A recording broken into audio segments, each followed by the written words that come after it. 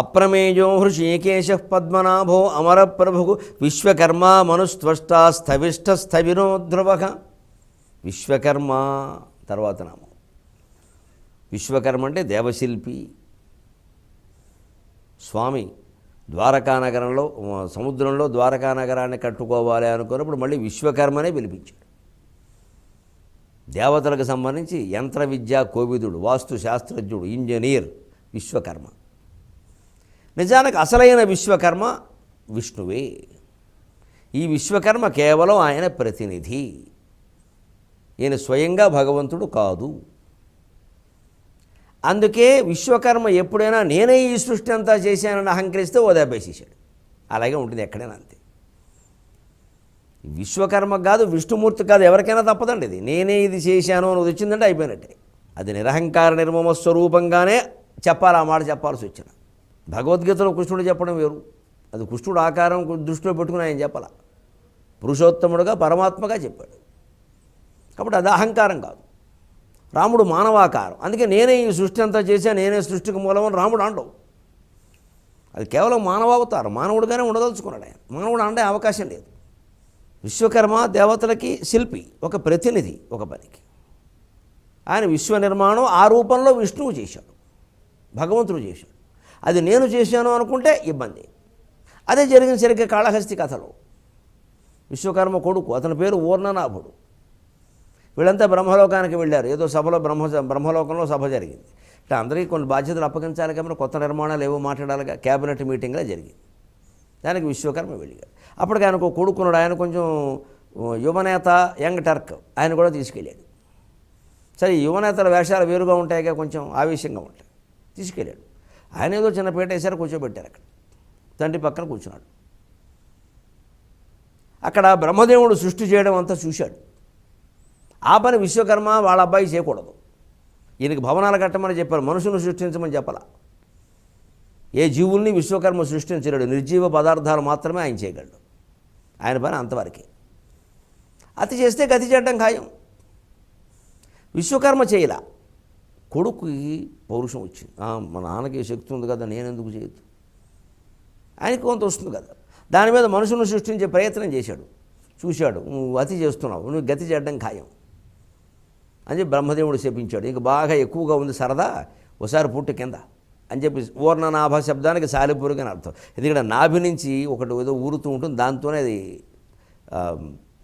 అలుగుడంతా అలుగుతుంది. అది వెళ్ళి కాళహస్తిలో పడింది. పొత్తపనాడులో చిత్తూరు అడవులో పడింది దెబ్బకి. కాళహస్తి కథలో మొదట్లో ఉంటుంది ఈ కథ. ఈ శబ్దం ద్వారా, ఈ వివరణ ద్వారా మనం ఏం గ్రహించుకోవాలి? మనం చేస్తున్నటువంటి పనులు కూడా పరమేశ్వర సంకల్పం వల్ల జరుగుతున్నాయి, నేను చేయడం లేదు, నిమిత్త మాత్రంగా ఉన్నాను నేను అనుకుంటే అయిపోతుంది. నేనే మూలం, ఇదంతా నా వల్లే జరిగింది, ఈ వైభవం అంతా నాదే, నేను రాకముందు ఈ రంగం ఇలా లేదు, నేను వచ్చాకే ఇలా ఉంది, దీనికి నేనే కారణం అంటే భగవంతుడు దెబ్బ కొట్టేయడం ఖాయం. అందుకే జాతకం ప్రకారం ఎప్పుడూ 10 ఏళ్ళు ఏ రంగంలో ఉన్న వాళ్ళకైనా ఒక దశ పట్టేస్తుంది. జన్మాంతర సుకృతం కావచ్చు, ఈ జన్మలో ఆరాధన కావచ్చు, అందులో కృషి కలుస్తుంది, అన్నీ ఉంటాయి. ఇంకా అదేదో వారికి తెలియాలి కానీ మనం ఖచ్చితంగా చెప్పలేం. దేని పాలు ఎంత, వారి కృషి ఎంత, దైవానుగ్రహం ఎంత, జన్మాంతరం ఎంత, వారికే పూర్తిగా తెలిసే అవకాశం లేదు, మనకు తెలియడం కష్టం. కానీ ఇవన్నీ ఉంటాయి. అది తెలియకుండా మనుషులు కొంతమంది మా వల్లే జరిగింది, మేమే దీనికి కారణం అనుకుంటారు. గొప్ప జరిగేసరికి ఏదైనా చెడ్డ తేడా వస్తే మాత్రం ఎవరి మీదకో గంటేస్తారు. అప్పుడు భార్య పిల్లల జాతకాలు కూడా బాగుండవని చెప్తారు. నిజానికి ఈ వైభవం పడ్డానికి కూడా భార్య కారణం కావచ్చు, దానికి ఏముంది. అలా పట్టిన వాళ్ళు చాలామంది ఉన్నారు. భర్త వల్ల వైభవం పట్టిన భార్యలు చాలామంది ఉన్నారు. సాక్షి వ్యాసాల్లో పానుకొండ లక్ష్మీ నరసింహారావు గారు అంటున్నారు, భార్య నెత్తి మీదికి బంగారు కిరీటం వచ్చినను, పేడతట్ట వచ్చినను ఆ ప్రయోజకత్వం భర్తదే కదా అంటాడు. ఇప్పుడంటే ఇంకా స్త్రీలు చదువులు, ఉద్యోగాలు, స్వతంత్రాలు, వాళ్ళ హక్కులు వాళ్ళకుండి వాళ్ళ జీవితాలు వాళ్ళు నిర్ణయించుకుంటున్నారు. బహుశా భర్తలను బట్టి ఇప్పుడు మహాయోగాలు పట్టే అవకాశము లేదు, పేడతట్టు వచ్చే అవకాశము లేదు. కానీ పూర్వం అలా కాదు కదండి. అందుకే ఆయన అంటాడు, భార్య నెత్తి మీదకి బంగారు కిరీటము వచ్చినను, పేడతట్టు వచ్చినను ఆ ప్రయోజకత్వం భర్తదే కదా అంటాడు. అది భర్తను బట్టే కదా గౌరవం. ఎప్పటికీ చాలామంది పరిస్థితి అంతే కదా. అంచేతను ఇది మనది కాదని అనుకోకుండా మనదే అనుకుంటే అహంకారం వస్తుంది. అందుకే ఊర్ణనాభుడికి పడింది. అంచేతను విశ్వమంతా నిర్మించింది ఆయనే, ఇదంతా ఆయన పనే అనుకుంటే మన సంసారాలు, మన వ్యవహారాలు, మన ఉద్యోగాలు ఎంత ప్రశాంతంగా ఉంటాయండి. ఆ వచ్చింది ఏదో పని ఏదో చేస్తాం, దాంట్లో ఊరికి వేలెట్టి కెలకుండా, నానా గొడవ చేయకుండా, ప్రశాంతంగా నారాయణ నామస్మరణ మానకుండా మను అంతటి వాళ్ళు అలాగే చేశారు. అందుకే విశ్వకర్మ మనుస్త్వష్ట అప్రమేయో హృషి ఏకేశ పద్మనాభో అమరప్రభు విశ్వకర్మ మనుస్త్వష్ట స్థవిష్ఠస్థవిరో ధ్రువ, ఈ 3 నామాలు ఇలా వరుసగా వచ్చాయి. ఆ విశ్వ నిర్మాణం ఎలా జరిగింది? విశ్వకర్మ మనుస్త్వష్ట, విశ్వమంతా చేయుడు విశ్వకర్మ పని. మనుహు, ఇక్కడ మను శబ్దానికి ప్రజాపతి, వైవస్వత మనువులో 14 మంది మనువులు, రైవత మనువు, చాక్షుష మనువు లాంటి 14 మంది మనువులు సృష్టికి మూలమైన ప్రజాపతులు వాళ్ళ ద్వారా జరిగింది. పైగా మను శబ్దానికి మంత్రం అనుకో, స్వమనుజాపానులేన జన అంటాడు కాళిదాసు దేవి అశ్వధాటి స్తోత్రం. ద్వైపాయన ప్రభృతిశాపాయుధ త్రిదివసోపానధూళిచరణ పాపాపహ స్వమనుజాపానులీన జనతాపాపనోద నిపుణ నీపాలయ సురభిధూపాలక దురితకూపాదుదంచయతు మాం రూపాధిక శిఖరి భూపాల వంశమణిదీపాయిత భగవతి. ఇందులో స్వమనుజాపానులీన జన తాపాపనోద నిపుణ. స్వమనుజాపాను అనగానే మనుజ అని అర్థం చెప్పుకోకూడదు, పొరపాటుని అనిపిస్తాయి, అటువంటి భ్రమ కలిగిస్తాయి పదాలు. స్వమను అంటే నీ మంత్రం అమ్మ, సొంత మంత్రం. మను అంటే మంత్రం. జాపానులీన, జపానాం సమూహం జాపం, పికానాం సమూహం పైకం కోకిరల గుంపు, శుకానాం సమూహం శౌకం చిలుకల గుంపు, వనానాం సమూహం వానం అడవుల గుంపు, అలాగే జపానాం సమూహం జాపం. సంస్కృతంలో పదప్రయోగాలు అలా ఉంటాయి. జపానులైన జపానాం సమూహం అంటే జపం తర్వాత జపం నడుస్తూనే ఉండాలి. ఈ పంచాక్షర జపం ఆపడం ఏమిటి? ఎందుకు ఆపాలి? ఆపి ఏం చేయాలి? ఆపి చేయవలసిన భగవన్నామ జపం ఆపి చేయవలసినంత గొప్ప పని ఏముందండి ప్రపంచంలో? అసలు ఏదైనా దానికంటే తక్కువే. అవసరమైతే ఈ పనులు ఆపేసి అది చేయాలి, కానీ అది మానేసి చేయాల్సిన పని ఏముందండి? మనం పని ఆపక్కర్లేదు, జపం ఆపకుండా ఉంటే చాలు. పని చేస్తూ కూడా జపం చేయొచ్చు. కలియుగంలో దానికి విశేషమైన ఫలం చెప్పారు. కృతయుగంలో తపస్సు చేయాలి తప్పితే ఈ పూజలు చేస్తాం, స్నానాలు చేస్తాం అది కుదరదండి. జపాలు చేస్తాం కుదరదండి, తపస్సు చేయాల్సిందే. కానీ కలియుగంలో ఒక అవకాశం ఏంటంటే పూజ, జపము, స్నానము, నోము, వ్రతము, తీర్థం అన్నిటికీ దేని ఫలాలు దానుకున్న విపరీత ఫలాలు లేవు. మళ్ళీ ఇక స్నానంతోనే అన్నీ అయిపోతాయి, పూజతోనే అన్నీ అది మళ్ళీ ఓవర్ యాక్షనే. దాని పరిమితంగానే దాని ఫలాలు దానుకుని అవన్నీ జనాకర్షక పథకాలు. ముందు స్నానం కోసం ఉంటూ నది దగ్గరికి వస్తే నది బాగోగులు పట్టించుకుంటారు. మనం బాగోగులు మానేసి స్నానం చేసి వెళ్ళిపోయాం. మళ్ళీ అంచెపుష్కరాల వరకు వెళ్ళే పని లేదు, ఇంకా అయిపోయింది అంతే. ఎందుకు చెప్పారో ఆ ప్రయోజనం పోయింది. అలాగే గుళ్ళోకంటూ వస్తే ప్రదక్షిణం చేస్తాడు, త్రిగుణాలు 3 సార్లు చేసి 3 వదిలేస్తాడు. ధ్వజస్తంభం దగ్గరికి వెడతాడు, అలాంటిదే తన వెన్నుపోసని తెలుసుకుంటాడు. నందీశ్వరుని పట్టుకుంటాడు, కొమ్ముల మధ్యలో చూస్తాడు. హృదయ మధ్యంలో ఉన్న సరిగ్గా భూమధ్యం, కొమ్ముల మధ్యం అంటే అర్థమైంది భూమధ్యం, ఆ భూమధ్యంలో ఉన్న శివుని చూస్తాడు. గంట కొడతాడు, అది ఆహతం. గుండెల్లో గంట అనాహతం, అనాహత చక్రం. అది కొడితే మోగేది, ఇది కొట్టకుండానే మోగేది. అనాహత చక్రంలో తెలుసుకుంటాడు. తర్వాత గుండె గుహలోకి ప్రవేశిస్తాడు. ఆ గుండె గుహే గర్భగుడి. అందుకే అక్కడ ఒక్క దీపం తప్పితే ఏముండదు, 2వ దీపం కూడా పెట్టకూడదు, ఒకటే దీపం ఉండాలి గర్భగుడిలో. దాని పద్ధతే అది. అక్కడ చీకటిగానే ఉండాలి. అచ్చట సూర్య సోమాంశు వ్యాప్తియు వాయు సంచారమును లేవు అని స్పష్టంగా చెప్పాడు వైకుంఠ వర్ణంలో. అది గర్భగుడి వర్ణనే. అక్కడ సూర్యకిరణాలు వెళ్ళకూడదు, గాలి కూడా చొరేలా ఉండకూడదు, చొరబారేలాగా. అంటే గుండె గుహ, ఆ గుండె గుహలో ఉన్న దేవుణ్ణి కనుక్కోవాలి. ఈ గుడిలోకి రావడం ద్వారా, రోజు రావడం ద్వారా 20 ఏళ్ల నుంచి 60 ఏళ్ల వరకు పోయిన 20 ఏళ్లలోపు ప్రసాదం కోసం వచ్చిన 60 ఏళ్లలోపు ఇలా 40 ఏళ్ళు ఇలాగే అభ్యాసం చేస్తే అప్పుడైనా దేవుణ్ణి తెలుసుకుంటాడు. అంటే 80 ఏళ్ళు వచ్చిన గుళ్ళోకి వెళ్ళడమే పరమార్థం కింద మాట్లాడితే ఎలాగా? కలియుగంలో ఈ ప్రయోజనాలన్నీ ఎందుకు పెట్టారు అంటే దీని ద్వారా తెలుసుకోవాలి తప్పితే ఈ అజ్ఞానంలోకి అంతకంటే అవకాశం లేదు, ఎప్పటికైనా తెలుసుకుంటారని. అందుకే మీరు కృతయుగం, త్రేతాయుగం, ద్వాపరయుగంలో కడితే ఈ గుళ్ళు ఆరాధనలు అంత విశేషంగా కనపడవు, నామమాత్రంగా ఉంటాయి అక్కడక్కడ. వాటి ప్రస్తావనలే తక్కువ అసలు. ఎందుకంటే అక్కడ అవసరంలా వాళ్ళు జ్ఞానులు. మనకు అవసరం, కొంతవరకు అవసరం, దాని నుంచి గ్రహించుకుంటూ వెళ్ళాలి. అందరూ గ్రహించలేకపోవచ్చు, నిజమే, ఎవరు గ్రహించగలరో వారే ముందుకెళ్తారు. అంచేది మా బోటుగాళ్ళని చెప్పవలసింది, మా నుంచి ఆశించవలసింది కూడా జ్ఞాన మార్గమే తప్ప కర్మ మార్గం కాదు. అలాగా మంత్ర జపం ఎలా ఉండాలంటే జపం తర్వాత జపం. అప్పుడు ఖచ్చితంగా భగవద్ దర్శనం అవుతుంది. అందులో లీనమైపోతాం, అందులో రుచి మరుగుతాం. మనువు, ఆ సృష్టి మనువుల ద్వారా జరిగింది. త్వష్ట, ప్రళయకాలంలో సూక్ష్మీకరణం చేయడం త్వష్ట అంటే అర్థం. తనూకరణం అంట. తను అనే ధాతువుకి సూక్ష్మం, వ్యాపించడం 2 అర్థాలు ఉన్నాయి. అంటే త్వష్ట, సరిగ్గా వడ్రంగి పని చేసేవాళ్ళు కూడా ఈ త్వష్ట వాడతారు. ఆ త్వష్ట నుంచే రకరకాల వికృతులుగా వడ్లాబత్తుల అనే మాట ఏర్పడిందని అంటూ ఉంటారు. త్వష్టాపతి అనేది వడ్లాబత్తులైందని కూడా అంటారు. ఎందుకంటే పెద్ద దొంగ వాళ్ళ దగ్గర పెడితే చెక్కి చెక్కి చెక్కి సూక్ష్మం చేసి చేసి దాన్ని ఏదో ఒక దేవుడు బొమ్మగానో, ఓ కుర్చీగానో, ఓ బలగానో, ఒక సాధనంగానో చేసేస్తారు. ఆ సూక్ష్మ కళ వాళ్ళ దగ్గర. అందుకే అలాగే భగవంతుడు ప్రళయకాలంలో సూక్ష్మం చేస్తాడు, మళ్ళీ విశ్వాన్ని వ్యాపింపజేస్తాడు. అదే విశ్వకర్మ మనుస్త్వష్ట. స్థవిష్ఠగా స్థౌల్యాతిశాయి అన్నారు. స్థూలాకారం. ఎంత స్థూలాకారం అంటే అణోరణీయాన్ మహతో మహీయాన్, అంత లావుగా ఇంకెవరు ఉండే అవకాశం లేదు. విశ్వమంతా ఆయనే కాబట్టి. అంచే స్థవిష్ట స్వరూపం, స్థూలాకారం కలిగిన వాళ్ళు కూడా భగవత్ స్వరూపమే, మనం ఆక్షేపించకూడదు. ఈ మధ్య బాగా ఒక 10-15 ఏళ్ల బట్టి లావుగా ఉన్న వాళ్ళని ఏదో ఒకటి అంటూ ఉండడం, ఏ తిండి ఎక్కువైందా అనడం, లావు అయిపోతే అలాగా ఉద్యోగ అవకాశాలు పోతాయనడం, దీంతో అమ్మాయిలు మొత్తం తిండి మానేశారు. అసలు లావుగా ఉండడం అనేది ఏ విషయంలో తప్పు కాదు. ఒకవేళ వాళ్ళ శరీరం వాళ్ళకి భారంగా ఉంటే వాళ్ళు తెలుసుకుంటారు ఆ విషయం, మనము ఆక్షేపించక్కల్లా. నలుగురు రకాలుగా చూడడం, మాట్లాడడం వస్తే వాళ్ళు భయపడిపోతున్నారు. అంచేత స్పష్టంగా చెబుతున్నారు, స్పష్టంగా స్థవిరహ, స్థూల స్వరూపం భగవంతుడు. భగవత్ స్వరూపాల్లో స్థూలంగా ఉండడం కూడా ఒకటి. స్థవిష్ఠగా, స్థవిష్ఠగా అంటారు. స్థవిరహ అంటే స్థవిష్ఠ. స్థవిరో ధ్రువక. స్థావిర్యం అంటే వృద్ధాప్యం, బాగా పూర్వకాలం నుంచి ఉండడం, పురాణకాలం. ధ్రువక, సరిగ్గా ఈ మాట అండి నాకు చదవగానే అనిపించింది. పూర్వం బ్రిటిష్ వాళ్ళు కట్టిన భవనాలు ఇప్పటికీ చాలా గట్టిగా బ్రహ్మాండంగా ఉంటాయి. దాని మీద పెట్టచ్చు స్థవిరో ధ్రువక అని. ఇది ఏకనామం. స్థవిరహ ధ్రువక అని కాదు, ఏకనామం ఒకటే. స్థవిరో ధ్రువక. అసలు పాతకాలాందే ధ్రువంగా ఉంటుంది అని ఒక నమ్మకం జనంలో వచ్చేసిందండి. కొత్తది ఏది కట్టినా వాళ్ళు నమ్మడం లేదు. ఇది పాపం గురజాడ అప్పారావు గారు చాలా యాత్రపడి మంచి గతమును కొంచెమేనే అన్నాడు. నన్నయ్య గారు ఏమో గతకాలము మేలు మంచి వచ్చు కాలము కంటే అన్నాడు. కానీ ఏమిటో లోకమంతా నన్నయ్య గారి మాటే నమ్ముతున్నారు. ఎంత అభ్యుదయం ప్రకారం చెప్పినా మంచి గతమును కొంచెమేనే పాతకాలమేనయ్యమని చాలామంది ఉంటున్నారు. ఇప్పటికీ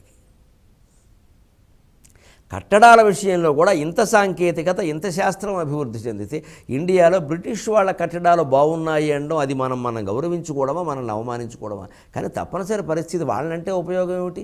కనబడుతుంటే అక్కడ ఆ భవనం ఉంది. అలాగే కాకినాడలో బ్రిటిష్ వాళ్ళు కట్టినటువంటి భవనం ఉంది, కలెక్టర్ ఆఫీసు. ఇప్పటికీ అదే ఆఫీస్ అండి, బ్రహ్మాండంగా ఉంది. ఇప్పటికీ కొత్తగా కట్టినవి నిలబడడం లేదు. అంచేది భగవంతుడు ఎంత పురాణ కాలానికి చెందినవాడో అంత ధ్రువమైనవాడు. ధ్రువ శబ్దానికి ఎప్పుడు ఉండడం అనే అర్థం ఉందిగా. ధ్రువ శాశ్వతక. పురాణ కాలానికి చెందింది అంటే తర్వాత కాలంలో ఉండదేమో, ఆధునికం కాదేమో, లేదు. ధ్రువక. స్థవిరోపి ధ్రువక, స్థవిరో ధ్రువక. అంటే పురాణ కాలానికి చెందింది ధ్రువము ఎప్పుడూ ఉంటుంది, అంటే ఆధునిక కాలంలోనూ ఉంటుంది. భగవంతుడికి ఆధునికత, ప్రాచీనత ఉండదు. అలాగే భగవంతుడి దగ్గర వాడే సామగ్రి, వ్యవహారం, పూజ సౌకర్యాల్లో ఆధునికత, ప్రాచీనత గురించి అంత తాపత్రయపడక్కల. మనం విద్యుత్ బల్బు సాయంత్రం వెలిగించి స్విచ్ వేసి కూడా దీపం జ్యోతి పరం బ్రహ్మ పర దీపం సర్వతమోపహం దీపేన సాధ్యతే సర్వం సంధ్యాదీప నమోస్తుతే అని దండం పెట్టుకోవచ్చు. ఇక విద్యుత్తుకి దేవుడు వ్యతిరేకం కాదు. ఆ సమయంలోనే ఎడిసన్ని కూడా తలుచుకోవడం చాలా అవసరం. ఆయన ఋషి, నానా యాతన పడి కనిపెట్టాడు ఈ బల్బులు, సినిమా, ఈ థియేటర్లు, ఈ గ్రామ్ ఫోన్లు. ఇవన్నీ మన వాళ్ళే గొప్పవాళ్ళు, మన ఋషులే అనుకోవద్దని, వాళ్ళు కూడా ఋషులు లాంటి వాళ్ళే. ఆ స్వదేశీ విదేశీ భేదం పనికిరాదు. మనం ఈ సెల్ ఫోన్ వాడుతున్నాం, కంప్యూటర్ వాడుతున్నాం, బల్బులు ఎప్పటి నుంచో వాడుతున్నాం, ఆయా అచ్చు యంత్రం వాడుతున్నాం. గూటెన్బర్గ్ను తలుచుకోవాలి. ఈ ఊరికైనా కళ్ళు పోయాయి మహానుభావుడు కనిపెట్టేసరికి. తాను ముద్రించిన దాన్ని తాను చదువుకోలేకపోయాడు. ఎంత త్యాగాలు చేశారండి. అందుకే సాగర ఘోష కావ్యంలో విజ్ఞాన యోగమని, విజ్ఞానాంతరంగమని 7వ అధ్యాయం పెట్టి 108 పద్యాలు ప్రత్యేకం శాస్త్రీయ విజ్ఞానాన్ని కేటాయించారు. ఎవరెవరు ఏం కనిపెట్టారు, ఎలా కనిపెట్టారు, ఎంత జీవితం త్యాగం చేశారు దానికోసం. మేడమ్ క్యూరీ, మేరీ క్యూరీ వాళ్ళు, ఆ దంపతులు రేడియంకి గురైపోయి వాళ్ళ శరీరాలకు రోగగ్రస్తం అయిపోయాయండి. మరి ధార్మిక శక్తిని వాళ్ళు కనిపెట్టకపోతే ఈవేళ మనకి ఎక్కడదండి రేడియం అంతా? ఓ పెద్ద కబుర్లు చెబుతున్నాం. అంటే స్వదేశీ విదేశీ భేదం లేకుండా ఏ వస్తువు ఎవరు కనిపెట్టారో అక్కడి నుంచి మనం నేర్చుకోవాలి. మన వాళ్ళు కనిపెట్టినవి ఏమైనా ఉంటే తప్పకుండా బయట పెట్టాలి, దానికి కొనసాగింపు సాగించాలి. ఏదో ఎప్పుడూ అయిపోయింది నా కబుర్లు చెప్పుకుంటూ బతకడం కాదు. తాతల మూతులు నేతులు తాగుతాం. అది బాగా వ్యాధిలా వ్యాపించింది లోకంలో. ఏమీ చేయడు, ఊరికే పూర్వకాలం కబుర్లనే చెబుతూ ఉంటాడు అక్కడ కూర్చొని. అందుకే పురాణోపి స్థవిరోపి ధ్రువక. ఆయన శాశ్వతంగా ఉంటాడు. ఆధునికానికి పెంచుకుంటూ వెళ్ళాలి భగవతత్వాన్ని. ఆధునికమైన ఉదాహరణలు వెతకాలి. ఈ కాలంలో వేదాంతం అర్థం చేయించాలంటే సెల్ ఫోన్ నుంచి, కంప్యూటర్ నుంచి, అపార్ట్మెంట్ల నుంచి, విమానాల నుంచి ఉదాహరణలు పట్టుకురావాలి. ఘటాకాశం పటాకాశం అని చెప్పొద్దు, తెలియదు, ఉపయోగం. మంచిది. ఆయన ఎంత పురాణగా అంత స్థవిరహ. అప్రమేయో హృషీకేశ పద్మనాభో అమరప్రభు విశ్వకర్మ మనుస్త్వష్టాస్థవిష్టస్థవిరోధ్రువ అగ్రాఖ్య శాశ్వత కృష్ణో లోహితాక్ష ప్రతర్దన ప్రభూతస్త్రకకుబ్ధామ పవిత్రం మంగళం పరం. 7వ శ్లోకం. అగ్రాహ్య యతో వాచో నివర్తంతే అప్రాప్య మనసా సఖ. మాటలకందడు, మనస్సుకందడు. మనస్సు ఆగిపోతే కానీ దొరకడు.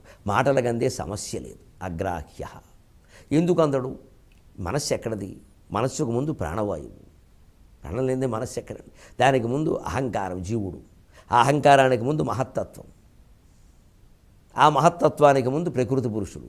దానికి ముందు మూలబిందువు. ఎక్కడ అందుతుందంటే 5-6 తరాల తర్వాత. మునిమనవన్న తాతగారి గురించి చెప్పమంటే ఏం చెబుతాడు? మునిమనవన్న తాతగారి గురించి చెప్పమంటే ఏం చెబుతాడు? అందుకని పంచేంద్రియాలు, ఈ జ్ఞానేంద్రియాలు, అలాగే ఈ తన్మాత్రలు ఇవన్నీ 25 తీసేస్తే పైన 6 మనోబుద్ధి అహంకారాలు పోగా పైన ఎక్కడదో కదా అది మూలతత్వం. 26వ తత్వం అది. ఇందులో 21వ వాడి తత్వం మనస్సు. 21వ వాడికి 26వ వాడు ఎలా అర్థమవుతాడు? పైవాడు. ఆయనకి ఈయన అర్థమయ్యే అవకాశం ఉంది. కొంత మునిమనవుడు తరం వరకు తాతగారు ముత్తాతగారు బతుకుంటే విషయాలు తెలుస్తాయి. కానీ మునిమనవుడికి ఆయనకి విషయాలు తెలుస్తాయి. ఆయన చెప్పనని చెప్పాలి, అన్నీ చెప్పలేడు. అందుకే మనస్సుకి ఆయన అందడు. అందుకే అగ్రాహ్యగా గ్రహించడం కష్టం. అంటే మనస్సు ఆగిపోతే దొరుకుతాడు. ఆ మనస్సు ఆగిపోవడమే ఆలోచన ఆగిపోవడం. అదే పాలసముద్రంలో ఉన్న విష్ణువు. తరంగాలు లేని పాలసముద్రం, అందులో శయనించిన విష్ణువు. శాశ్వతగా శశ్వద్భవతి అన్నారు. ఎప్పుడూ ఉండేవాడు, ధ్రువ అన్నట్టు. శాశ్వత కృష్ణక. కృష్ణ శబ్దం కృష్ణావతారమే కాదు, ఆయనకు అసలు ఆ పేరు ఎందుకు వచ్చిందో కేవలం ఈ అవతారం కారణంగా రాలేదయ్యా నాకు అర్జున. అసలు కృష్ణ శబ్దం ఎలా ఏర్పడిందో తెలుసా అని భారతంలోని ఒక సందర్భంలో కృష్ణుడు అర్జునుడితో అంటాడు. వ్యాస భారతంలో కృషామి పృథివీం పార్థ భూత్వా కార్ష్ణాయసోహలః. కృషామి పృథివీం పార్థ భూత్వా కార్ష్ణాయసోహలః. కృష్ణో వర్ణేన మే యస్మాత్ తస్మాత్ కృష్ణోహమర్జున అంటాడు. పృథివీం పార్థావు అర్జున, పృథివీం కార్ష్ణాయశో హలహ భూత్వా కృషామి. ఒక ఇనుప నాగలిగా మారి ఈ భూమిని మొత్తం నేను దున్నుతున్నానయా, ఇది ఫలించడానికి వీలుగా అన్నాడు. కృష్ణ వర్ణంలో ఉన్నది కార్ష్ణ అయసహ ఇనుప నాగలి. కార్ష్ణాయశో హలహ భూత్వా పృథివీం కృషామి. ఈ భూమిని దున్నుతున్నా మొత్తం ఇనుప నాగలిగా మారి. అందువల్ల నన్ను కృష్ణుడు అంటారు. అది కృష్ణో వర్ణేన, రంగును బట్టి కూడా కృష్ణుడు అన్నారు. మే యస్మాత్ తస్మాత్ కృష్ణోహమర్జున. అందువల్ల నన్ను కృష్ణుడు అన్నారయ్యా. శబ్దపరంగా ఆ అవతారానికి సరిపడే వ్యుత్పత్తి ఒకటి ఉంది. అది నల్లగా ఉన్నాడు, అందువల్ల వచ్చింది. అసలు మూలంగా కృష్ణ శబ్దానికి అర్థం కర్షయితే ఆకర్షిస్తాడు. కృష్ణావతారం ఆకర్షణకి ప్రతీక కదా. ఆకర్షణలో పడని వాళ్ళు ఎవరు? దానికి పడని వాళ్ళు దురదృష్టవంతులని చెప్పాలి. అంతేకాదు కృషామి పృథివీం పార్థ భూత్వా కార్ష్ణాయసోహలః. నల్లని ఇనుప నాగలిగా మారి ఈ భూమిని మొత్తం దున్నుతున్నదిని, దీన్ని ఫలింపజేస్తున్నదిని. భగవత్ కటాక్షం లేకపోతే వానలు కురుస్తాయా, పంటలు పండుతాయా? వానలు కురిస్తే మాత్రం పండుతాయా? ఇగో కురుస్తున్నా చూస్తున్నాగా చెన్నై మొత్తం సముద్రం అయిపోయింది. ఇప్పుడు సముద్రాలన్నీ అంటే 4 కాదు, 6 కాదు, 7 కాదు, 8 చెప్పాలి చెన్నై సముద్రంతో కలిపి. చాలా గొప్పలు, చాలా ప్రజ్ఞలు చెబుతారని ఒక్కసారి ప్రకృతి బీభత్సం వచ్చిందంటే మనిషి చేయగలిగింది ఏం కనపట్లేదండి అసలు. అగ్రాఖ్య శాశ్వత కృష్ణో లోహితాక్ష ప్రతర్దన. లోహితాక్ష ఎర్రని కళ్ళు కలిగినవాడు. దీనికి ఆ ఎర్రని కళ్ళు భగవంతుడికి నిజంగా ఎంత అందంగా ఉంటాయో మనకి రామాయణ కల్పవృక్షంలో విశ్వనాథ్ వారు చెబుతారు. సీతాదేవి చేత చెప్పిస్తారు సుందరకాండం. అమరారాధన తత్పరత్వమున. సుందరకాండలో హనుమంతులకు ఉంటుంది స్వామి యొక్క ఎర్రటి నేత్రాలు. నేత్రంబుల్ స్మరింతున్మదిన్ పతి నేత్రంబుల్ స్మరింతున్మదిన్ అంటుంది. ఆ నేత్రాలు ఎలా ఉన్నాయంటే, ఎందుకంత ఎర్రబడ్డాయంటే ఓ చమత్కారమైన భావన చేశారు విశ్వనాథ్ వారు. సీతతో చెప్పించారు. అమరారాధన తత్పరత్వమున నిత్యంబు అగ్నిహోత్రావసానమునన్ ధూమము గ్రమ్మినట్టి నయనాంతం బంధు రక్తాంబుజత్వము దీపింపగ శ్రద్ధయున్ సడలి చెంతన్ అన్ను వీక్షించి చిత్తము పొంగారగ వెల్గుజిమ్ము పతి నేత్రంబుల్ స్మరింతున్మదిన్ అజానుబాహుమరవింద దళాయతాక్షం రామం నిశాచర వినాశకరం నమామి. అమరారాధన తత్పరత్వమున. హనుమ అరణ్యంలో ఉన్న, అయోధ్యలో ఉన్న క్షత్రియ కుమారుడు పొద్దున్నే అగ్నిహోత్రం చెయ్యాలి కదా. అందుకని దేవతల ప్రీతి కోసం హోమం చేసేవారు ఆయన. నిత్యంబు అగ్నిహోత్రావసానమునన్, ఆ అగ్ని అలా వెలిగి వెలిగి వెలిగేసరి స్వామి కళ్ళలో కాస్త పొగ ప్రవేశించి కొంచెం నీరు గమ్మినట్టు అయ్యేది. ధూమము కమ్మినట్టి నయనాంతం బంతు, ఆ కంటి కొసల్లో పొగ గమ్మేసి అదో రకంగా ఉండేవి విచిత్రంగా. అయ్యో స్వామి ఇబ్బంది పడుతున్నారని నేను ఆయనకేసి చూసేదాన్ని. ఎంత చక్కని ఆ దాంపత్యమో చూడండి. భర్తకి ఏదో అయిపోతుందని ఇవిడికి బెంగ. నయనాంతం బంధు రక్తాంబుజత్వము దీపింపగా, ఆ పొగ రావడం కారణంగా ఎర్రజీరలు, ఆ ఎర్రజీరలతో స్వామి కళ్ళు ఎంత అందంగా ఉంటాయో. ఓ పక్క పొగ కమ్మి ఆయన ఇబ్బంది పడుతుంటే ఇవిడికి కళ్ళు అందంగా ఉన్నాయి. అంటే ఆ బాధ మర్చిపోయేలా చేయడానికి సీతాదేవి ఏం చేసేదంటే, పొగ కమ్మి ఆయన కళ్ళల్లో నీళ్ళు వచ్చి ఎర్రగా ఉంటే, ఎర్ర కళ్ళు ఎంత బాగున్నాయో మీకే ఉన్నాయి అన్నట్టుగా అనేది అనమాట. వెంటనే ఆయన నవ్వుతాడు. ఇది బాధ తొలగించే విధానం. బాధ ఆవిడికి తెలియక కాదు, ఆ కాస్త పొగస్తూ వచ్చినగా ఎర్ర కళ్ళు ఎంత అందంగా ఉన్నాయో, పొక్కమ్మినా బాగున్నాయి, కమ్మకుండా ఉంటే ఇంకా బాగుంటాయి. ఇది భార్యాభర్తల అనుబంధం. ఇవన్నీ మాటలు ఉండవండి, మనస్సులోనే. అగ్నిహోత్ర యజ్ఞవేదిక మీద మరి మాటలు ఉంటే బాగుండదు కదా, మనస్సులోనే ఆ చూపులో అర్థమైపోతుంది. రక్తాంబుజత్వము దీపింపగా శ్రద్ధయున్ సడలి, అమ్మవారి ఇలా చూడడం, ఈ భావన రావడంతో కొంచెం శ్రద్ధ సడలిందట ఆ హోమం మీద. చెంతన్ నన్ను వీక్షించి, నువ్వే ఏదో ఒకటి చెప్తూ ఉంటావు ఇక్కడ అన్నట్టుగా ఓసారి చూడడం. మళ్ళీ అందులోనే చిత్తము పొంగారగా వెలుగు జిమ్ము. ఏం చమత్కారం మీ ఆడవాళ్ళ దగ్గర. భర్త శ్రమపడ్డం చూడలేరు, అలాగని చూడకుండా ఉండలేరు, దాన్ని ఏదో చెబుతారు. అసలు సరసమైన భావన మీ దగ్గర నేర్చుకోవాలి, మేము మొగాళ్ళకేం తెలుసు సరసం అన్నట్టుగా ఆయన చిత్తము పొంగారగ వెలుగు జిమ్ము పతి నేత్రంబుల్ స్మరింతున్మదిన్.